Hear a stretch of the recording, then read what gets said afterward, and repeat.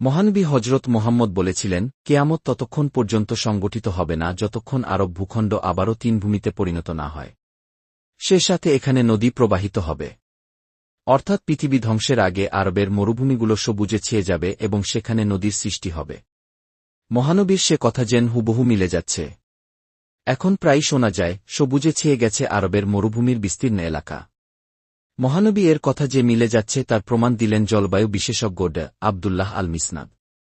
তিনি জানিয়েছেন, এখনকার উত্তপ্ত মরুভূমি একটি সময় তিন ভূমিতে পরিণত হতে পারে। সঙ্গে এখানে প্রবাহিত হতে পারে নদীও। তিনি জানান, চারভাবে মরুভূমিগুলো সবুজে পরিণত হওয়ার তীব্র সম্ভাবনা রয়েছে। দ্য নিউ আরবের এক প্রতিবেদনে বিস্তারিত উঠে এসেছে। তার মতে, প্রথম হতে পারে মানব প্ররোচিত জলবায়ু পরিবর্তনের কারণে। দাবি করেন, ক্রমবর্ধমান তাপমাত্রা এবং আবহাওয়ার ধরন পরিবর্তনের কারণে এ অঞ্চলের শুষ্ক আবহাওয়া পাল্টে যেতে পারে।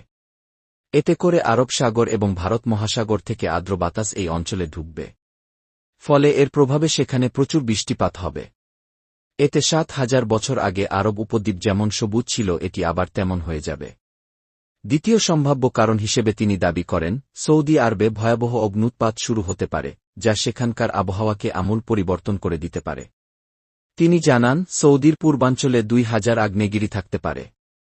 তাইফের কাছে অবস্থিত আলো আবাহর মতো আগ্নেয়গিরিতে যদি বিস্ফোরণ ঘটে তাহলে এটির প্রভাব হবে বিশাল।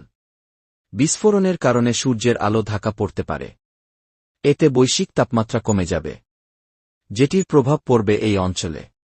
এর মাধ্যমে সেখানে আর্দ্র বাতাস জমা হবে। এতে শুকনো মরুভূমি উর্বর ভূমিতে পরিণত এবং সেখানে নদীর প্রবাহ শুরু হতে পারে। তৃতীয় সম্ভাব্য কারণ হিসেবে তিনি পৃথিবীর সঙ্গে বিশাল উল্কার সংঘর্ষের কথা উল্লেখ করেছেন। এমনটি হলে বায়ুমণ্ডলে মহাকাশীয় ধুলো ও ধ্বংসাবশেষ আসবে। এতে করে সূর্যের আলো কয়েক মাস এমনকি কয়েক বছর পর্যন্ত পৃথিবীতে প্রবেশ করবে না।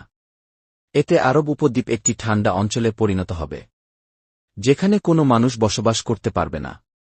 চতুর্থ কারণ হিসেবে তিনি উল্লেখ করেছেন পৃথিবীর অক্ষের স্থানচ্যুতি। এতে পৃথিবীর অবস্থানের পরিবর্তন হবে। এর প্রভাবে বায়ুমণ্ডলীয় চাপকেন্দ্রে পরিবর্তন ঘটে প্রচুর বৃষ্টিপাত হবে